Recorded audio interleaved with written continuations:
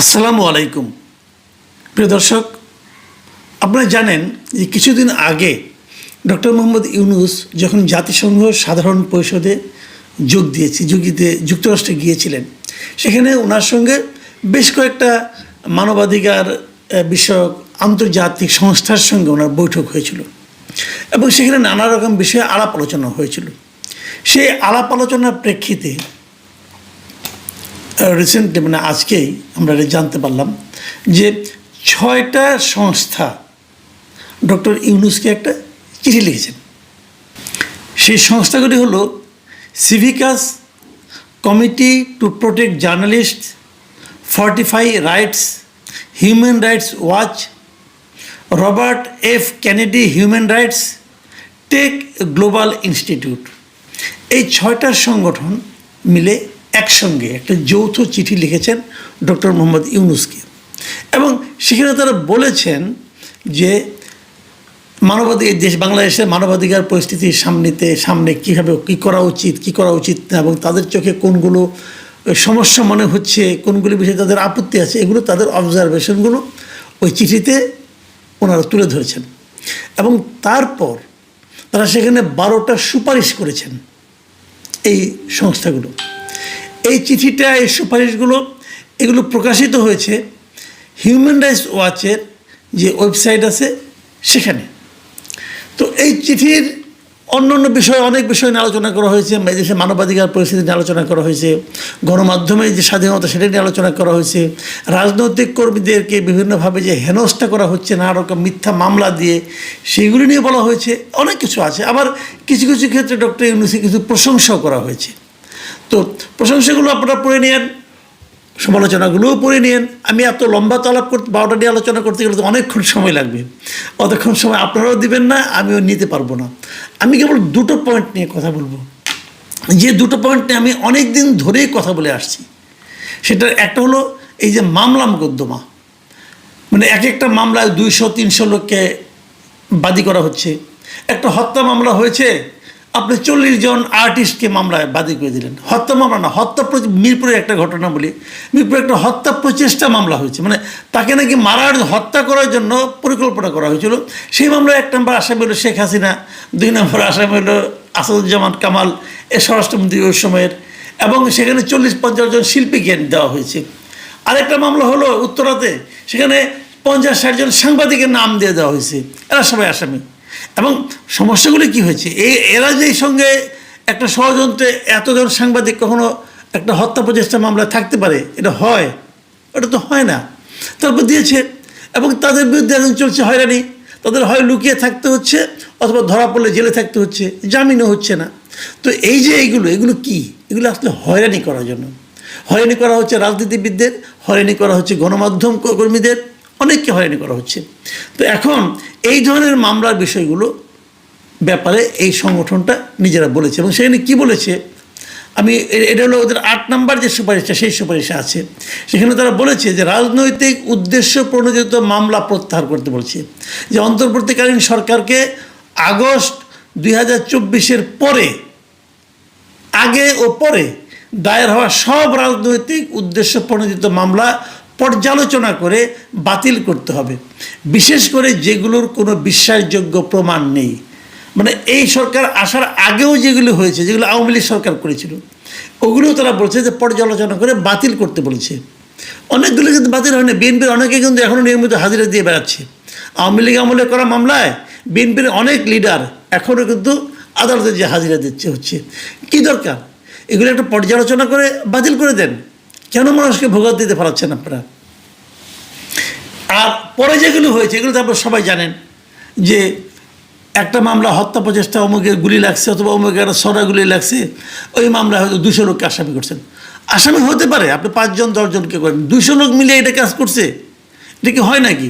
এটা কি বিশ্বাসযোগ্য? কেউ বিশ্বাস করবে না। এবং মাঝখানে আমরা দেখলাম, ওই জেডাই খান পান্না নামে একটা মামলা করা হয়েছিল। জেডাই খান পান্না বাদীকে জিজ্ঞাসা করা হয়েছে, আপনি কি জেডাই খান পান্নাকে চেনেন? উনি তাকে চেনেও না। তো আপনি তাহলে যাকে চেনেন না তার নাম কি করে দিলেন? আমাকে উকিলরা বলেছে, উকিলগুলি কারো বিএনপি এবং জামাতের উকিলরা নাকি তাকে প্ররোচিত করেছে এই নামগুলি বসানোর জন্য। তো বোঝাই যায় এই সমস্ত ক্ষেত্রে আমি বলেছিলাম যে যারা এই মামলাগুলি করতে পরিচিত করে সেই লোকগুলিকে আগে ধরা উচিত, ধরলেই এই ধরনের মামলা থেমে যেত। কিন্তু আমাদের খুব বিজ্ঞ আইন উপদেষ্টা উনি বলেছেন যে জনগণ যেহেতু মামলা করার অধিকার আছে, কিছু বলা যাবে না। তো মামলা করার অধিকার জনগণের আছে, আদালতে জামিন দেওয়ার অধিকার আছে। যে এই সমস্ত জনগণ, উকিল, বিএনপির উকিল, জামাতের উকিল, ওনারা তাদের অধিকার পালন করতেছেন, আর বিচারক কেন জামাতের অধিকারটা আপনার জামিন দেওয়ার অধিকারটা তারা কেন পালন করেন না, এটা অবশ্য বলা বড় কঠিন। এটা আইন উপদেষ্টা বলতে পারবেন। যাই হোক, এগুলি চলছে। 9 নম্বর যে প্রস্তাবটা তাদের ছিল, সেই প্রস্তাবটা একটু গুরুত্বপূর্ণ, ওইটা আমি আসলে পড়ে শোনাচ্ছি এখন। 9 নম্বর প্রস্তাবে বলা হয়েছে যে আওয়ামী লীগের উপরে যে নিষেধাজ্ঞা আছে সেটাকে প্রত্যাহার করতে বলা হয়েছে, এবং সেখানে বলা হয়েছে যে সন্ত্রাস বিরোধী আইনের আওতায় আওয়ামী লীগের কার্যক্রমে যে সামগ্রিক নিষেধাজ্ঞা দেওয়া হয়েছে তা অবিলম্বে প্রত্যাহার করতে হবে। কেন, সে ব্যাখ্যাও আছে। ব্যাখ্যাটা তারা বলেছে যে এটি গণতান্ত্রিক স্বাধীনতা ও বহুদলীয় রাজনীতির পথে বাধা সৃষ্টি করছে। এবং কথা বলতে যে তারা জাতিসংঘের যে একটা ওদের যে একটা গ্রুপ আসছিল, ফ্যাক্ট ফাইন্ডিং একটা প্রতিবেদন তারা দিয়েছিল, যে এই বছরের জানুয়ারিতে তারা এসে ফেব্রুয়ারিতে প্রতিবেদন দিয়েছিল। সেই প্রতিবেদনের কথা তারা উল্লেখ করেছে। তারা বলেছে যে জাতিসংঘের ফেব্রুয়ারি 2025 সালের ফ্যাক্ট ফাইন্ডিং প্রতিবেদনে বলা হয়েছে গণতান্ত্রিক পুনঃপ্রতিষ্ঠার স্বার্থে রাজনৈতিক দল নিষিদ্ধ করা থেকে বিরত থাকতে হবে। অর্থাৎ যদি দেশে আপনি একটা গণতান্ত্রিক শাসনের প্রতিষ্ঠা করতে চান, পুনরুত্থান ঘটাতে চান, তাহলে আপনাকে রাজনৈতিক দলকে নিষিদ্ধ করে আর যাই হোক গণতন্ত্র প্রতিষ্ঠা করা যায় না। অনেকে মন খারাপ করতে পারেন যে না, করতে হবে ফ্যাসিবাদ অমুক তমুক, আপনি যা ইচ্ছা তাই বলেন, কোনো সমস্যা নেই, এটা আপনার অধিকার, আপনার গণতান্ত্রিক অধিকার। কিন্তু তার সমালোচনা করারও আমাদের গণতান্ত্রিক অধিকার। এই যে কাজটা করেছেন, কেন করেছেন? বলেছেন কি আওয়ামী লীগের বিচার হবে, করেন বিচার, বিচারে কোনো আপত্তি নাই, বিচার করেন। তো বিচারটা শুরু করেছেন, মামলা হয়েছে কোনো আওয়ামী লীগের বিরুদ্ধে? এখনো হয় নাই। কেন হয় নাই? আপনি মামলা করেন, মামলা করে যদি বিচার বিভাগীয় সিদ্ধান্ত হয় যে আওয়ামী লীগকে নিষিদ্ধ করতে হবে, করেন, আমার তো কোনো আপত্তি নাই। কিন্তু আপনি নির্বাহী আদেশে বিচার হবে কথা বলে আওয়ামী লীগের সমস্ত ধরনের রাজনৈতিক কার্যক্রম স্থগিত করে রেখেছেন, এটা আপনি অন্যায় করেছেন, এটা আপনি অন্যায় করেছেন, এটা ঠিক করে নাই। এই কথাটাই কিন্তু ওরা বলছে, এবং ওরা বলছে যে এই নিষেধাজ্ঞা যেটা দেওয়া হয়েছে সেটা অবিলম্বে প্রত্যাহার করতে হবে। প্রত্যাহার হবে এই দেশে? অবিলম্বে প্রত্যাহার করা সম্ভব? আওয়ামী লীগের নিষিদ্ধ করার পিছনে দাবিটা মূলত কাদের ছিল? হাসনাত আবদুল্লাহ এবং তার মধ্যে কিছু কিছু লোকজন তার সঙ্গে মিলে তারা এই দাবিটা তুলেছিল। যারা দাবি তুলেছিল রাজনৈতিক বিচারে এই বাংলাদেশের জনগণের মধ্যে তাদের অবস্থান কোথায় এখন? কাজেই কে দাবি তুললো, কীভাবে দাবি তুললো সেটা ইম্পর্টেন্ট না। ইম্পর্টেন্ট হলো আপনার লক্ষ্যটা কী।